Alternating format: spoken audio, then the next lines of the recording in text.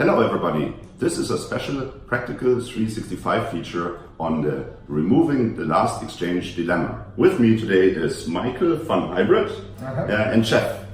Yeah. So Jeff, what's your opinion? How could Microsoft solve the problem so we are able to remove the last exchange server?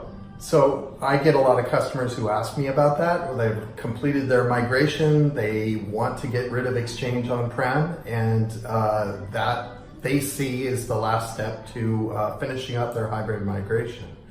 To me, it's not a get rid of the last Exchange server question. It's more about where are we going to source, what's the source of authority for Active Directory or for your user database. And that is really what's going to drive that decision. It's not really about getting rid of the last server. It's more about directory and source of authority.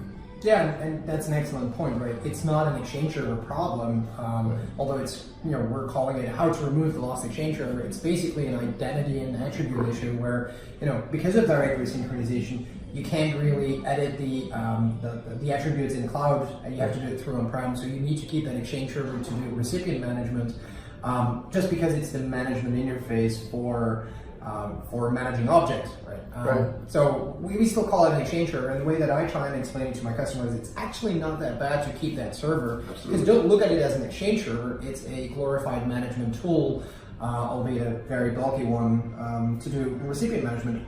But also most customers have a need for internal relay. And what better to use than an Exchange server? You're able to use your existing connectors, you can scope those down. It's much, much more granular than spinning up another server as your SMTP relay that you're going to need to do anyway. Why not use Exchange and continue to use it for that as well as your hybrid management? And you know how to manage it. That's the main benefit. Exactly. Yeah. But I've seen, I had a customer where we got rid of the last Exchange server, but then, of course, the customer needs to shut down the Active Directory. Yeah, so if they don't need to use the Active Directory anymore, that's an easy one. Synchronization. They can still use AD, but they need to stop synchronization. Correct. Okay. Yeah, but I see the biggest issue is, you mentioned the PowerShell, yeah, the management shell. So maybe it would be interesting just to have not an Exchange server, but only the management shell being installed, and do not call it Exchange server, but then here's again the flavor of what you said about message routing.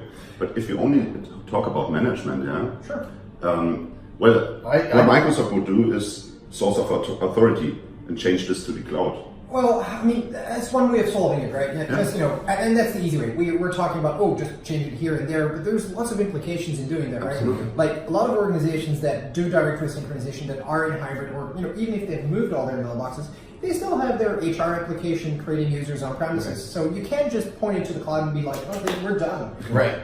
So there's lots of factors to consider there.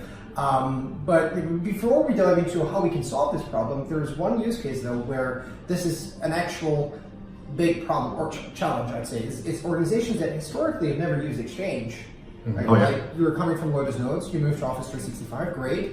You've got an on-premises Active Directory that you want to keep with an HR application for provisioning, but then because of the directory synchronization that you have, you're now forced to install an Exchange server. And for that, although maybe smaller segment of customers, it's rather important to have an alternative solution. Right.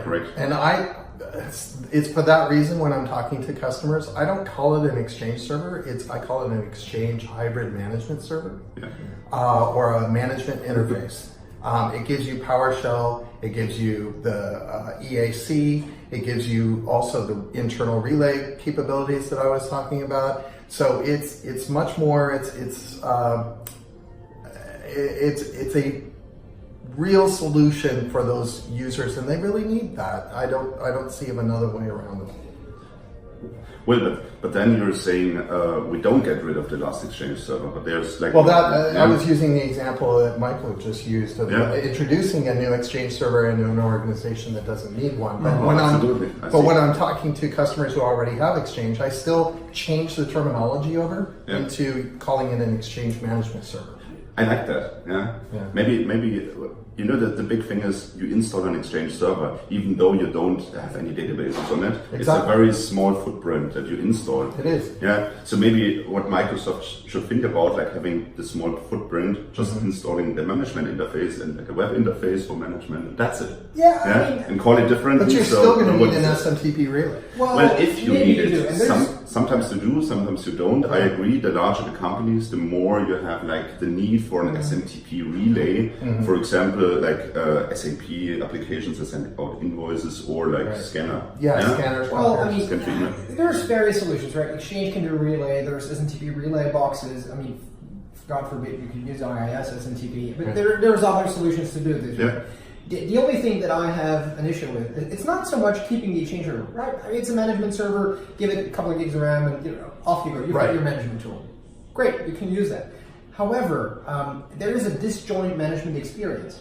It's kind of like you've got 7 portals in the cloud to manage everything, and now you've got, in addition to the 7 portals, well, for that little piece, actually managing the recipient properties, you don't use any of these portals, you actually have to go back on premises to actually start managing those, like email addresses and so forth. So that creates a very disjoint experience, and from that perspective, I would very much like to see a solution that allows people to do all their recipient and user management from the cloud. Maybe not the actual provisioning, which can start from on-prem and sync up to the cloud, but manage everything in one central place without having to use an Exchange server on premises. And I think that's the essence of the problem. Not so much to keep the server, because most customers are okay with keeping it for SMTP relay, which is the number one reason, I'd say. Yeah. And, like all problems, not everybody has the same solution. And so for some users, they may want to source in the cloud after they're done and get rid of everything on-prem, assuming they have nothing to authenticate to on-prem, like file servers. Other customers, they can't get rid of those file servers or application servers, and they're going to need something on-prem. They're going to have to authenticate to on-prem. That means they need to source from Active Directory on-prem. Yep. So there's no one answer to this, and that's the challenge and why it's taking a lot of thought, and we're seeing that really being thought into in this summit here. Yeah, and I see that's absolutely. So you understand that this is a very complex topic. Yeah, we don't have a straightforward solution. Yeah, and Microsoft is investigating it. That's right. Yeah, so and yeah, we will see what the future brings, and hopefully we will get a solution that we think is good. And I don't think it will be a single solution, like I said. I think there's going to be multiple solutions for this, depending on what your goal is. So. Absolutely, and I look forward to something. I mean, it's a couple of years now that at Ignite, we've heard the feedback from a lot of customers, organizations, consultants that this is an issue for them. Maybe not for all of them in the same way, but eventually there's hopefully going to come some solution that fits a couple, and then maybe some other solutions that fit another. So good. Well, I hope you enjoyed this video, and we'll see you later. All right. Thanks.